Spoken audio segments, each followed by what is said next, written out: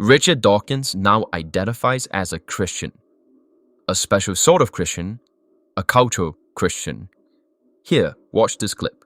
Well, I must say I was slightly horrified to hear that Ramadan is being promoted instead. I do think that we are culturally a Christian country. I call myself a cultural Christian. I'm not a believer, but there's a distinction between being a believing Christian and being a cultural Christian. And so, I love hymns and Christmas carols, and I sort of feel at home in the Christian ethos. I feel that we are a Christian country in that sense. It's true that statistically the number of people who actually believe in Christianity is going down, and I'm happy with that. But I would not be happy if, for example, we lost all our cathedrals and our beautiful parish churches. So I count myself a cultural Christian. I think it would matter if we substituted any alternative religion. That would be truly dreadful. Well, which brings me to my supplementary point, which is that, as we know, church attendance is plummeting, but the erection of mosques across Europe, I think 6,000 are under construction, and there are many more, are being planned. So do you regard that as a problem? Do you think that matters? Yes, I do, really. I mean, I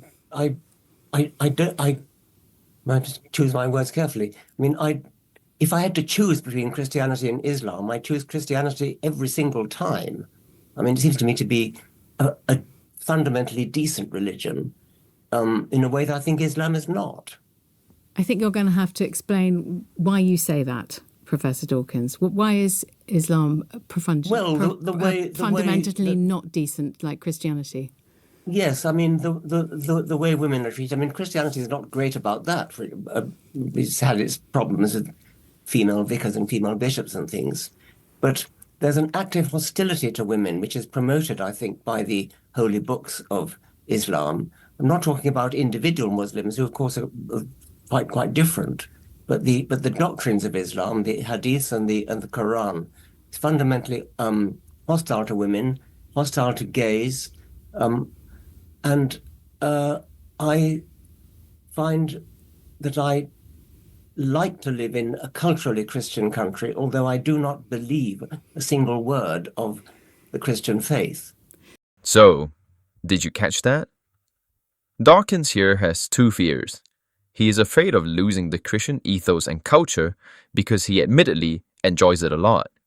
Because, as he states, Christianity is fundamentally a decent religion. One that he has dedicated his life to fighting against, by the way. And also, he fears the overtaking of Islam in the West, a war in which he and his fellow atheists would be executed as apostates under Sharia, a set of circumstances of which he made possible by weakening the religion of the West so that another group can simply come and conquer and subjugate them all. This is something that has already been warned by various thinkers. For example, Ian Hersey, the famous new atheist thinker who has now converted to Christianity. The right conversation to have, as I said earlier, was to compare what we as human beings, the transcendent that we have imagined and developed over centuries.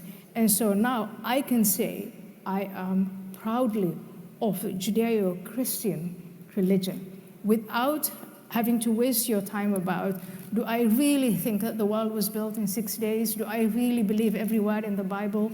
No, but I do believe that that's Judeo-Christian tradition, and what it has brought forth is, those are the values that I aspire to, the values by which I live. I was called a Christian by Roger Scruton in 2008, and I said, Roger, no, I'm not a Christian.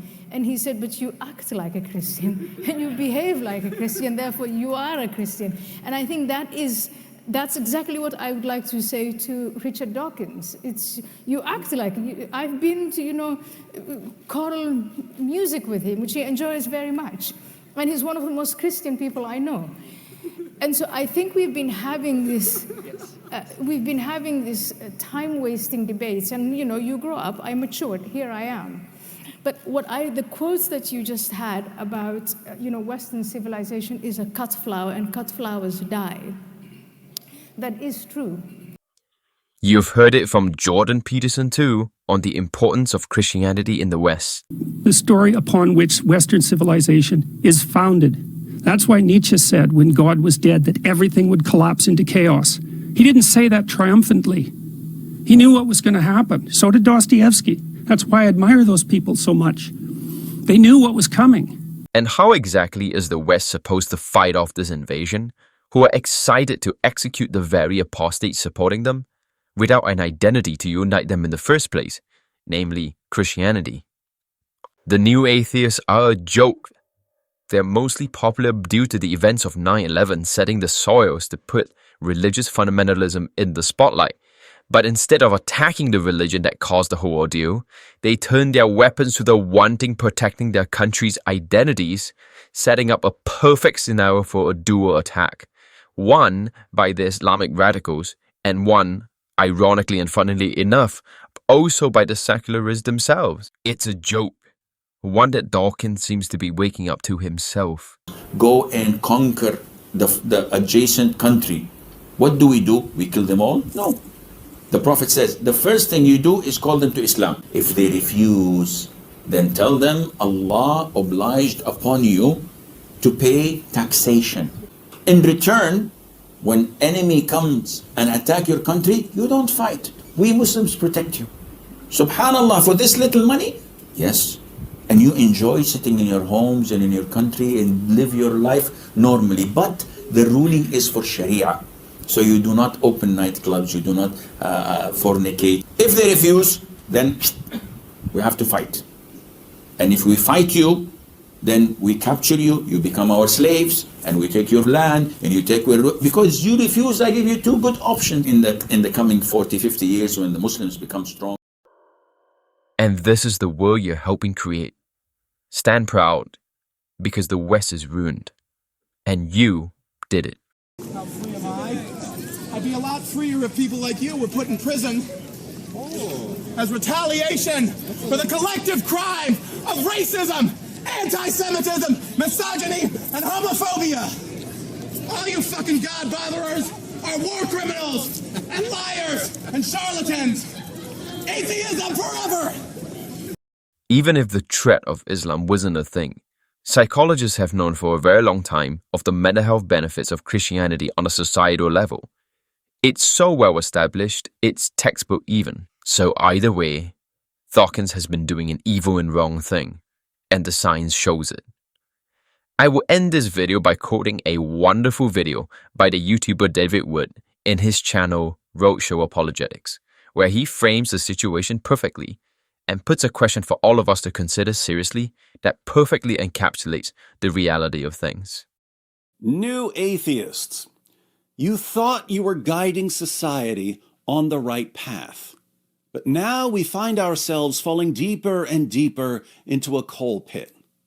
Will there come a time when you champions of evidence actually pay attention to the mountains of evidence all around you and conclude that you are way out of your depth and that your theories about how to improve the world are far more dangerous to the world than the boogeyman of religion that frightens you so?